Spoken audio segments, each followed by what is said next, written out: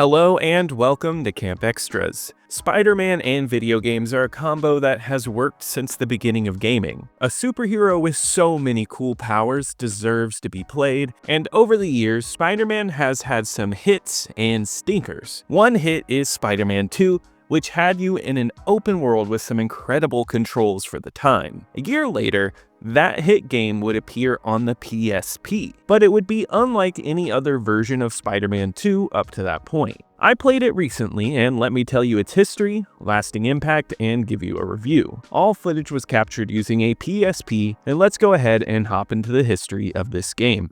Hello, and welcome to Basic Training. I'll be your narrator, and you, well, you'll be Spider-Man. Duh.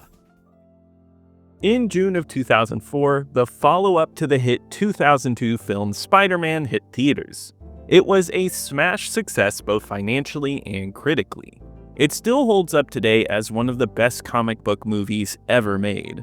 As such, with any major movie release at the time, it would get a game, and in the same month, we would get Spider-Man 2 on all major consoles at that time. Once again, this was a hit all around, financially and critically, being hailed as an incredible game with a full open world and a more refined moveset, and was a change of pace from the more linear first Spider-Man game. Just a month before its release, it was announced at E3 that Spider-Man 2 would be coming to the upcoming PSP in 2005. Later announcing that Spider-Man 2 would be a launch title for the console. The PSP and DS versions were to be handled by Vicarious Visions and kept the publisher Activision. The console version was a hit, but the PSP version would take more from the first Spider-Man game, being more linear and reusing assets from that version, which outlets like IGN noted.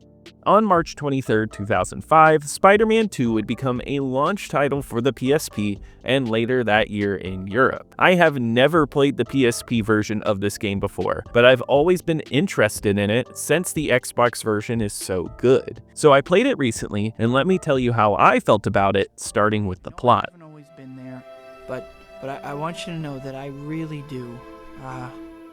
Peter?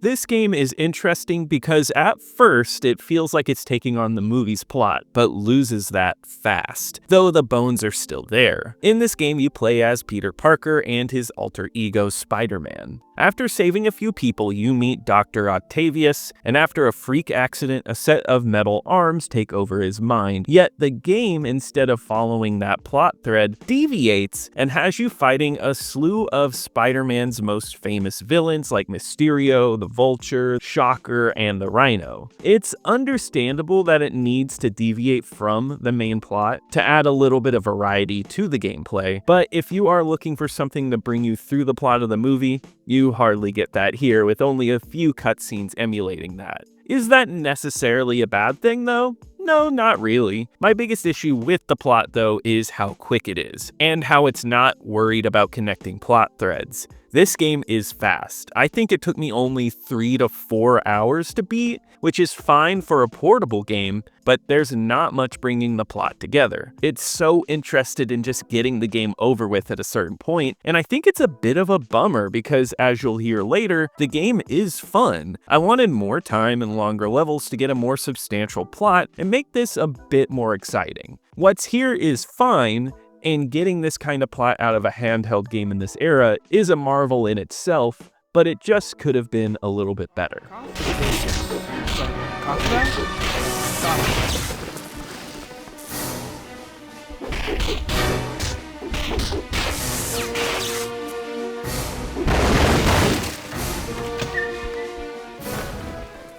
If you're a fan of the Spider-Man games, it's very apparent that this is more like the 2002 Spider-Man game than the 2004 version of Spider-Man 2. It's a linear level-based game with simple web swinging and action combos. If you've ever seen my review on Camp Xbox covering that game, I'm lukewarm on that one. It has quite a bit of issues, so when I saw this game was like it, I was a little worried. Yet the gameplay here is actually quite a bit of an improvement, and it works better on a handheld console. Each level is usually the same when it doesn't involve bosses. Usually you are in a series of rooms, you beat up bad guys, swing around, and reach the end. It's a simple beat 'em up, and it feels good to control. Movement with Spider-Man on the analog stick is smooth. The camera on the D-pad is not ideal, but I never wrestled with the camera too much. Clinging the walls and dashing around with your webs is a breeze. It all feels solid to play. Web swinging is a bit odd since you hold down the right trigger and you change elevation with the stick. It doesn't have a lot going on, but it works well for the console. Keeping it simple makes it easier to go from point A to point B, especially in the outdoor levels. The combat itself is fun. Kicking the enemies' butts is intuitive. It's a mix of simple punches and kicks, but it has some fun combos to pull off. Locking on enemies is well done, and you feel like a superhero dashing around for hits. You get scores with hits, and it's satisfying. With the scores, you can level yourself up by getting more combos and health upgrades, which gives us a little RPG flair. The bosses are hit and miss. The combat is fun enough to keep them entertaining, but there are retreads of boss archetypes we still see to this day. Rhino, of course, can only be hurt by running in the walls, and Mysterio spawns multiple bodies, and you have to pick which one is the correct one. Yet, even with these tropes, they try to put some type of spin on it.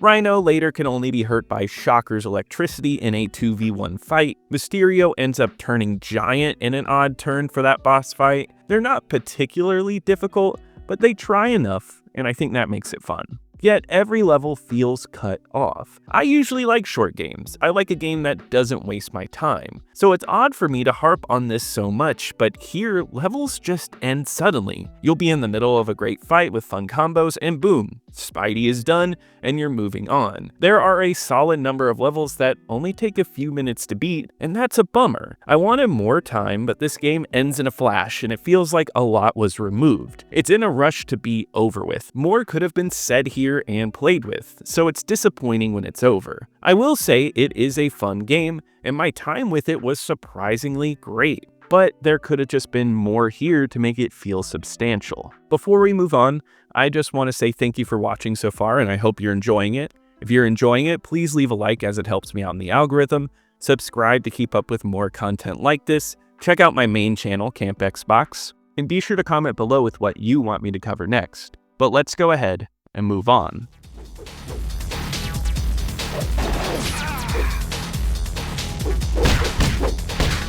Now, where'd those guys run off to? They couldn't have gotten far on foot. Graphically, and I just want to say this game looks better on the PSP screen versus what's presented here. I think for a PSP launch title, it's a fine looking game. Character models are a bit blocky, but they do move fine, and I think Spider-Man in combat is pretty fluid. I do think the reuse of assets is a bit egregious though. For someone familiar with that game, it's easy to spot, especially regarding the warehouse levels. They all look solid though, have good lighting, and it runs well. The outdoor levels are a shining example of this game looking solid. The draw distances are well done, and there's a great sense of space. The in-game environments are impressive for a game of its time as well. This type of game on a handheld at this time was almost unheard of.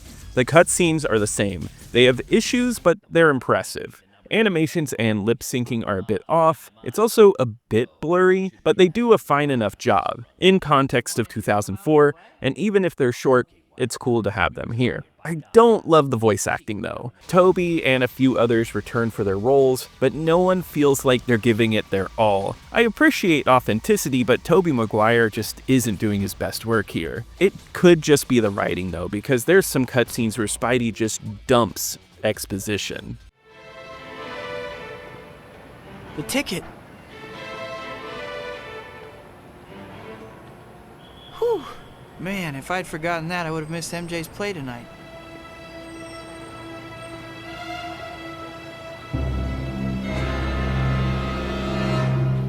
Someone found a bomb near here. Yes, I know. The other audio is fine, but much of it is reused.